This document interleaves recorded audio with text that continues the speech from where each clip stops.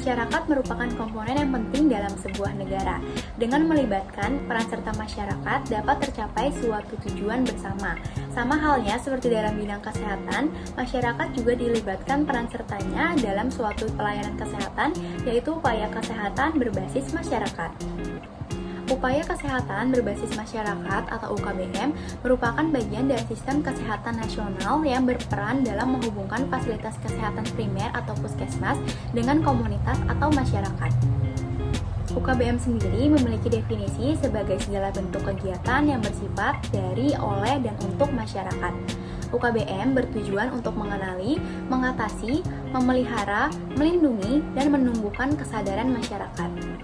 UKBM menjadi salah satu fasilitas kesehatan masyarakat yang penting karena turut berperan dalam meningkatkan derajat kesehatan masyarakat. Terdapat dua petugas yang berperan dalam memberikan pelayanan kesehatan di upaya pelayanan kesehatan berbasis masyarakat, yaitu petugas kesehatan dan community health workers. Petugas kesehatan merupakan tiap individu yang telah mendapatkan pendidikan dan juga pelatihan dalam bidang kesehatan, serta dapat berasal dari berbagai profesi yang berbeda-beda, seperti perawat, dokter, ahli kesehatan masyarakat, dan sebagainya. Sedangkan community health workers merupakan tiap individu yang mengabdikan diri di bidang kesehatan, contohnya seperti kader atau relawan. Terdapat beberapa hal yang menjadi ciri khas dari upaya kesehatan berbasis masyarakat atau UKBM. Yang pertama, dalam pelaksanaannya, UKBM selalu melibatkan peran serta masyarakat.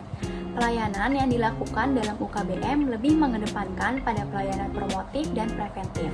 Dalam pelaksanaannya, UKBM merupakan kolaborasi antara tenaga kesehatan dengan masyarakat, serta fokus pelayanan yang diberikan oleh UKBM bersifat jangka panjang sehingga lebih dalam dan juga berkelanjutan. Posyandu merupakan salah satu bentuk UKBM yang dikelola dan diselenggarakan dari, oleh, untuk, dan bersama masyarakat dalam penyelenggaraan pembangunan kesehatan guna memberdayakan masyarakat dan memberikan kemudahan kepada masyarakat dalam memperoleh pelayanan kesehatan dasar. Pemberdayaan masyarakat yang dilakukan di Posyandu adalah segala upaya untuk meningkatkan pengetahuan dan kemampuan masyarakat agar mampu mengidentifikasi masalah yang dihadapi, potensi yang dimiliki, serta merencanakan dan melakukan pemecahan masalah dengan memanfaatkan potensi setempat. Tujuan utama dari program Posyandu adalah mempercepat penurunan angka kematian ibu dan bayi pada masa kehamilan, persalinan, dan pasca persalinan. Selain itu, program Posyandu juga bertujuan untuk meningkatkan kualitas kesehatan anak-anak dan mencegah terjadinya masalah kesehatan pada masa pertumbuhan dan perkembangan. Tujuan lainnya dari program Posyandu adalah untuk meningkatkan ketersediaan dan kualitas pelayanan kesehatan di wilayah yang sulit dijangkau oleh pusat pelayanan kesehatan, seperti wilayah pedesaan atau terpencil. Manfaat Posyandu sangat luas, mulai dari meningkatkan kualitas kesehatan ibu dan anak, mencegah terjadinya kematian ibu dan anak, pemberdayaan masyarakat, meningkatkan ketersediaan pelayanan kesehatan, hingga meningkatkan kesadaran kesehatan, sehingga meningkatkan kualitas hidup dan kesehatan masyarakat. Agar tujuan dan manfaat dari Posyandu dapat tercapai, terdapat pihak yang memiliki peran penting dalam menjaga keberlangsungan Posyandu, yaitu kader Posyandu. Kader Posyandu merupakan warga masyarakat yang telah dilatih dan memiliki pengetahuan tentang kesehatan ibu dan anak, serta keterampilan dalam melakukan pemeriksaan, penanganan, dan pengobatan sederhana. Tugas utama kader Posyandu adalah melakukan pengenalan dan penyuluhan kepada masyarakat mengenai program Posyandu, mengajak masyarakat untuk menghadiri kegiatan Posyandu, serta membantu dalam pelaksanaan kegiatan Posyandu. Kegiatan Posyandu terdiri dari kegiatan utama dan kegiatan pengembangan atau pilihan. Kegiatan utama merupakan pelayanan kesehatan dasar yang mencakup sekurang-kurangnya 5 aspek, yaitu pelayanan kesehatan ibu dan anak, keluarga berencana, imunisasi, gizi, dan pencegahan serta penanggulangan diare. Jenis pelayanan yang telah disebutkan sebelumnya akan dilakukan di meja Posyandu. Terdapat 5 jenis meja Posyandu yang umumnya digunakan, yaitu yang pertama meja pendaftaran, yaitu meja yang digunakan untuk mendaftarkan peserta Posyandu. Di meja ini, petugas Posyandu akan mencatat identitas peserta Posyandu termasuk nama, usia, alamat, nomor telepon, dan riwayat kesehatan peserta. Berikutnya, meja penimbangan dan pengukuran, yaitu meja yang digunakan untuk menimbang dan mengukur tinggi badan peserta Posyandu. Hasil penimbangan dan pengukuran ini akan dicatat dalam buku KMS atau balok SKDN.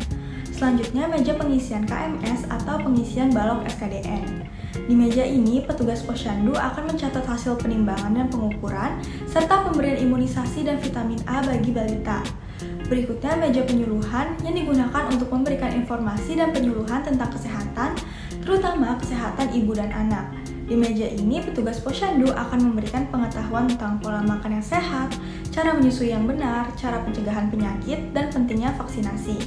Meja ini juga dapat digunakan untuk membagikan brosur tentang kesehatan. Dan yang terakhir, meja sistem informasi posyandu, yaitu meja yang digunakan untuk memasukkan data kegiatan posyandu ke dalam sistem informasi posyandu. Hal ini bertujuan untuk memudahkan pengolahan data dan evaluasi kinerja posyandu, serta memperbaiki kualitas layanan kesehatan. Keberhasilan keberlanjutan program kesehatan di posyandu dapat berperan dalam meningkatkan derajat kesehatan dan mencapai beberapa tujuan khusus seperti menurunkan angka kematian ibu dan anak. Namun, seringkali program tersebut tidak berjalan panjang atau terhenti di tengah jalan disebabkan oleh beberapa hal. Untuk menilai keberhasilan keberlanjutan program posyandu, dapat dilakukan penilaian menggunakan alat penilaian instrumen yaitu PSAT atau Program Sustainability Assessment Tools yang terdiri dari 8 variabel penilaian, yaitu dukungan lingkungan, stabilitas pendanaan, kemitraan, kapasitas organisasi, adaptasi program, evaluasi program, komunikasi, dan perencanaan strategis. Berdasarkan penjelasan yang telah diberikan, kita dapat mengetahui bahwa posyandu sebagai pilar UKBM telah menunjukkan bagaimana pemberdayaan masyarakat dapat membawa perubahan positif dalam kesehatan publik. Posyandu merupakan tempat di mana setiap anggota masyarakat dapat berkontribusi dan mendapatkan manfaat. Oleh karena itu, dengan menguatkan UKBM dan posyandu, kita dapat membangun masa depan yang lebih sehat untuk diri kita sendiri, keluarga, dan bangsa.